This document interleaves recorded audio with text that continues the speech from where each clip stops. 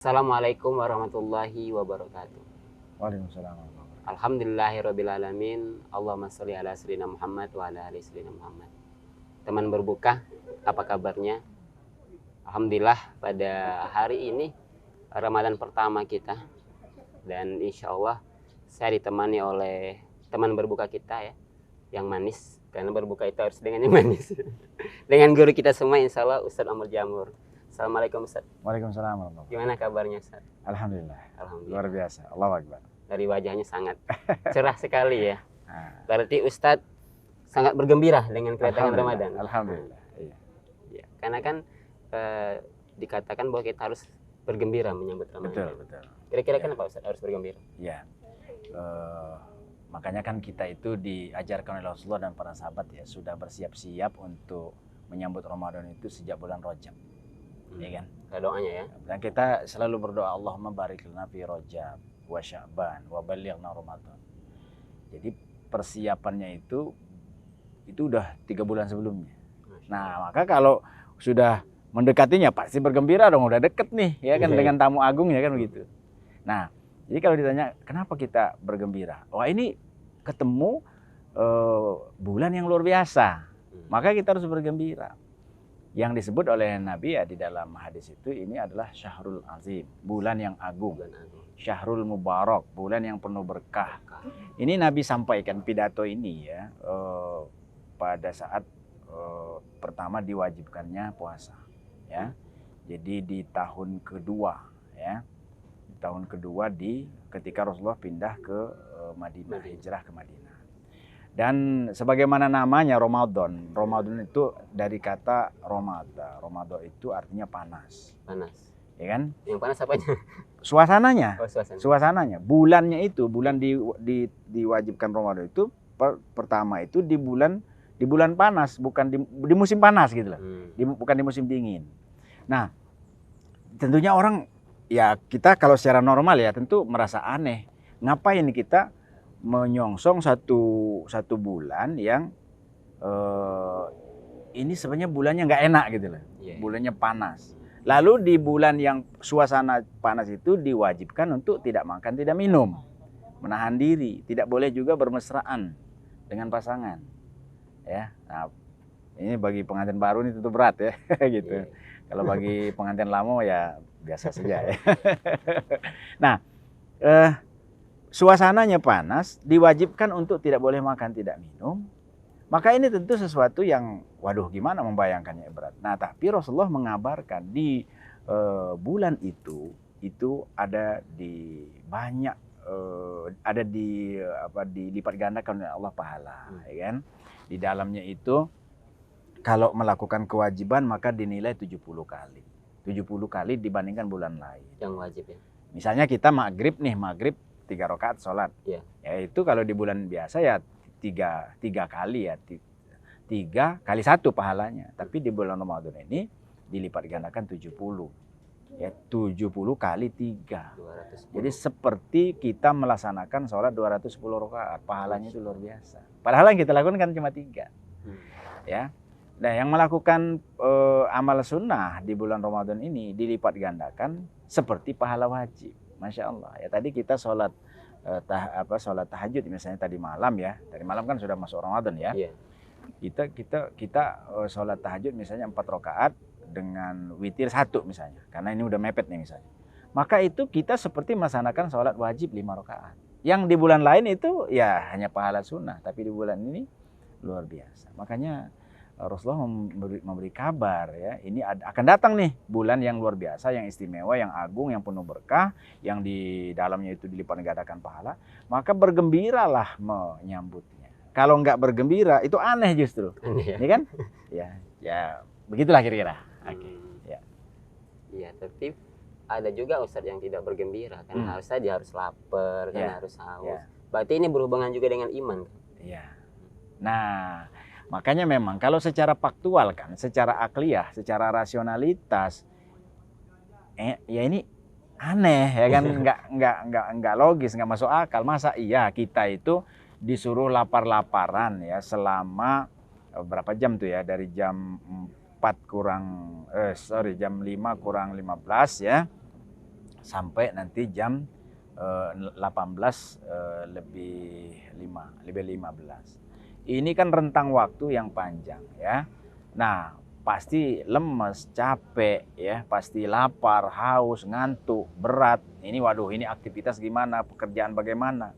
Nah, kalau bukan karena dorongan iman, tentu ini nggak akan bisa kita jalankan ya. Nah, oleh karenanya Rasulullah itu mengabarkan tentang ini ya, man soma Ramadhana imanan wahtisaban. Ya kan? Siapa yang dia itu menahan diri dari hal-hal yang dilarang oleh Allah ya, dengan imannya, dengan dorongan imannya ya, dengan hanya mengharapkan hisab dari Allah wahtisaban, ghufirallahu ma taqaddama min dzanbihi, maka Allah mengampuni dosa-dosanya. Subhanallah. Nah, jadi karena dorongan iman itu, karena mengharapkan rahmat Allah itu, maka seseorang itu dia bergembira menyongsongnya gitu ya. Jadi memang betul kalau bukan karena iman ini nggak bisa dijalankan. Justru yang datang tadi ngeluh, tidak baca lagi ngopi siang, nggak baca lagi ngopi sore, nggak baca merokok lagi kan, nggak baca ngudut ya, ngopi ngudut ya. Nah, tapi kalau karena iman justru dari jauh-jauh hari ini sudah bersiap-siap, sudah senang gitu ya. Ya ibaratnya kalau di Indonesia siapa sih yang paling diidolakan ya? Nah, ternyata si yang diidolakan itu mau datang gitu ke rumah kita. Wah, tentu kan kita bergembira. Ketika kita menyiapkan diri, kan kita bersih-bersih rumah, ngecat rumah kan, ganti sofa kan gitu ya. Pagar dibenerin gitu kan, dipasang pot-pot bunga. Kenapa? Akan datang tamu agung. Nah, maka kalau ada orang yang dia tidak beriman, artinya dia tidak mengenal si tamu agung itu, ya ngapain kan gitu ya. Ngapain dia bergembira.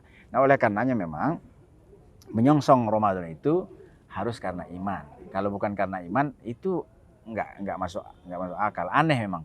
Masa iya kita itu dilarang bermesraan dengan pasangan, ya kan, dilarang tidak boleh makan, tidak minum. Kok malah kita disuruh bergembira? Nah, ini kan sesuatu yang aneh kan.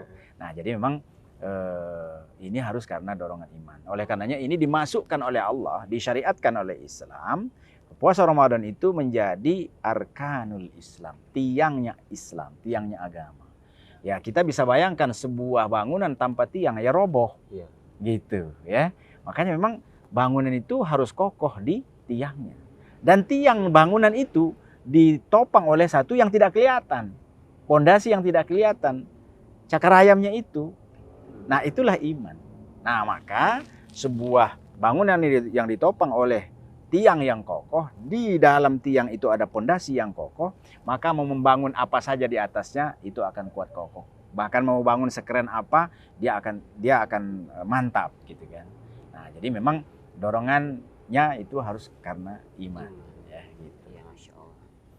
Nah, iya Ustaz, karena ada juga yang pernah cerita itu, saya puasa katanya walaupun bukan muslim. Nah, tapi ternyata memang puasa itu bikin sehat gitu ya. Bikin dietnya jadi lancar ya, jadi benar, jadi sukses gitu ya. Gitu. Berarti kita nggak dapat apa-apa. Ya, nah jadi dia itu kalau bagi orang non muslim ya, bagi orang yang tidak beriman kepada Allah, kepada rukun iman tadi ya, dia hanya dapat sehatnya saja. Dia nggak dapat pahala yang nanti di akhirat itu pahala itu istimewa sekali kan gitu. Nah, tapi bagi orang yang beriman, bagi orang Islam, nah inilah sesuatu yang istimewa. Dia bukan hanya mendapatkan sehat, ya. Yang ini tentu bagi yang masih muda mungkin puasa itu nggak terlalu terasa efek sehatnya. Tapi kalau sudah jelita, jelang 50 tahun, ya, itu kerasa banget manfaatnya puasa itu. Ya. Keluhan kolesterol hilang, keluhan asam uratnya hilang, keluhan insomnia yang nggak bisa tidurnya hilang. Keluhan badannya kok sakit-sakit, susah bergerak, hilang. Masya Allah, subhanallah. Nah, cuma kalau masih muda sih memang belum kerasa ya gitu. Kalau saya udah lolita nih. Lolos 50 tahun. Lolos. Jadi betul di dalam puasa itu ada sehat. Maka kata Nabi, sumu tasihu. Puasalah kalian, maka kalian akan sehat. Itu kalau kita lihat struktur bahasa Arabnya itu menunjukkan satu kepastian ya, di dalam kalimat hadis itu ya. Nah, Tapi bagi orang yang beriman tentu bukan hanya sehat yang didapat. Dia dapat pahala. Tujuan utamanya bukan itu kan Gitu. harus. Bukan. Sehat itu bonus. Bonus. Sehat itu bonus. Ya, karena sehat itu atau sakit itu ya itu satu kondisi yang di luar kemampuan kita ya. Makanya di dalam Islam itu sehat itu kan bagian dari al-qada wal qadar ya, rukun iman yang keenam. Nah, tapi bagi orang Islam tentu puasa ini sesuatu yang istimewa ya. Dia dapat pahala.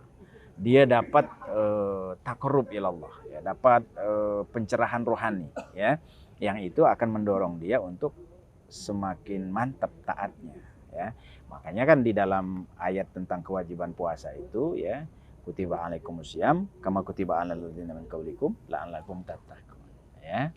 Diwajibkan atas kamu berpuasa kata Allah seperti diwajibkan kepada orang-orang sebelum kamu. Nah, untuk apa nih ya? La'allakum tattaqun, agar kalian itu takwa.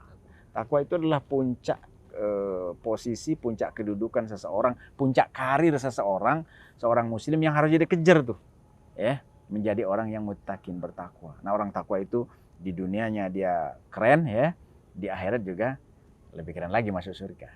Oke, nah maka nilai puasa bagi orang Islam itu ya istimewa ya.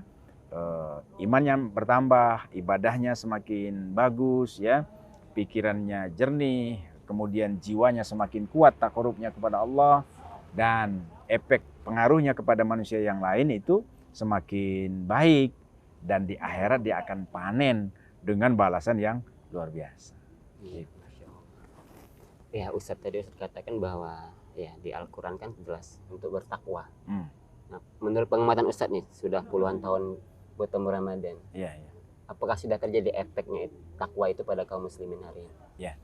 Ya, kalau kita lihat ya ada efeknya ya. Bagi individu-individu itu ada efeknya. Bahkan kebiasaan baik ini juga kan ditiru oleh non-muslim ya, seperti tadi itu ya. Ada mereka yang meniru gerakan sholat ya, masuk ke dalam ajaran yoganya. Ada yang kemudian dia non-muslim tapi dia berpuasa gitu ya. Nah, tapi efek-efek seperti itu sifatnya itu individual. Itu sifatnya personal. Nah, sehingga belum kerasa secara menyeluruh ya. Ada satu ungkapan dari seorang ulama di Timur Tengah ya, dari Aljazair ya, Syekh Ali Belhaj. Beliau mengatakan ketaatan kaum muslimin hari ini itu hanya 10%. Sedangkan 90%-nya itu belum taat, ya kan? Nah, kenapa? Karena ketaatan hari ini baru sebatas ketaatan personal. Ya kan? Personal, baru individual. Jadi memang ada efeknya ya. Kalau kita ngobrol misalnya dengan orang-orang sukses ya, apa rahasia sukses Anda? Jadi antaranya itu dia menahan makannya, menjaga makan kan gitu. Sebenarnya kan menjaga makan itu kan salah satu ajaran dari puasa kan, dari saum kan. Ya cuma tadi kan bukan diniatkan untuk ibadah, maka ya hanya dapat langsingnya saja, ya kan? Hanya dapat berat badannya ideal saja. Hanya dapat dia tidak sakit, tidak kolesterol, tidak darting, tidak macam-macam. Nah, itu efek yang sifatnya personal. Nah, bagaimana puasa itu memberikan efek yang kolegial ya, yang menyeluruh ya. Nah, inilah yang terjadi pada Rasulullah selama 8 tahun di Madinah. Ya, jadi kan Rasulullah itu kan di tahun kedua diwajibkan berpuasa. Lalu terjadi juga efeknya itu di masa Khulafaur Rasyidin, 30 tahun di Madinah. Lalu terjadi pula pada masa Khilafah Umayyah di Syam ya, di Damaskus yang 90 tahun. Dilanjutkan pula manfaat baik dari puasa itu secara kolektif menyeluruh itu selama lebih kurang 500 tahun di masa Abbasiyah. Demikian pula pengaruh itu masih mempengaruhi kaum muslimin selama lebih kurang 550 tahun di yang ibu kota Islam itu di Utsmaniyah. Nah, hanya saja memang di 100 tahun terakhir ini kaum muslimin kehilangan efek kolegial, efek komunal, efek global dari puasa itu. Kenapa? Bedanya apa? Gitu. Nah, kenapa? Karena ternyata puasa itu hanya dilakukan oleh kaum muslimin pada aspek-aspek yang sifatnya personal. Ya kan? Makna puasa itu kan menahan diri. Menahan diri dari apa? Menahan diri dari yang dihalalkan. Kan makan, minum, berjima itu kan halal. Tapi oleh Allah, jangan dulu dong. Ya kan? Ini kan lagi bulan Ramadan nih. Terus kita tinggalkan.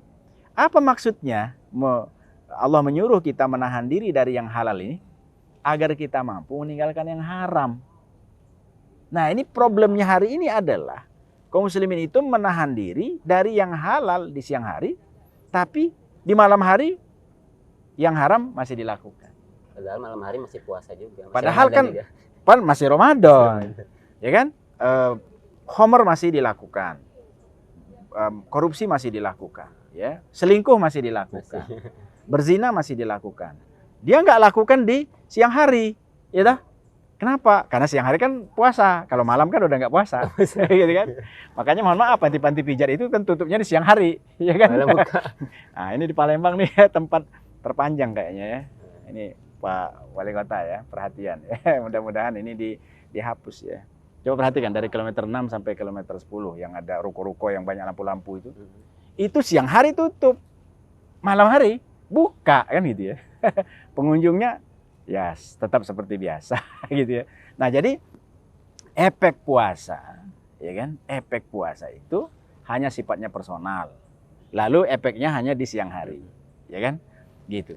Nah, lalu ya yang Allah larang tidak boleh makan minum, tidak berjima di siang hari itu maksudnya untuk melatih kita mampu meninggalkan yang diharamkan Allah Subhanahu wa taala. Nah, gitu ya. Nah, Allah larang kita tidak makan, tidak minum agar kita mampu meninggalkan yang memang dilarang oleh Allah.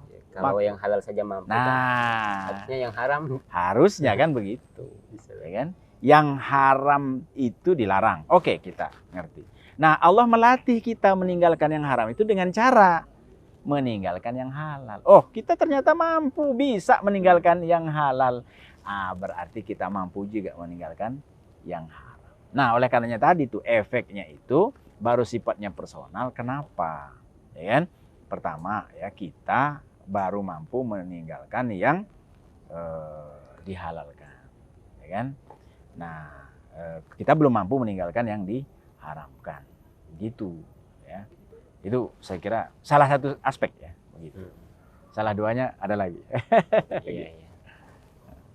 Jadi seperti itu ya. Jadi efek puasa itu pernah berdampak secara global ya di masanya Rasulullah dan seterusnya. Nah, tapi hari ini hanya pada individu-individu saja. Ya, dan itu pun ya sedikit ya, sedikit. Lebih banyaknya kita perhatikan itu seperti kata Imam Al-Ghazali, puasanya kaum muslimin hari ini itu hanya memindahkan jadwal makan.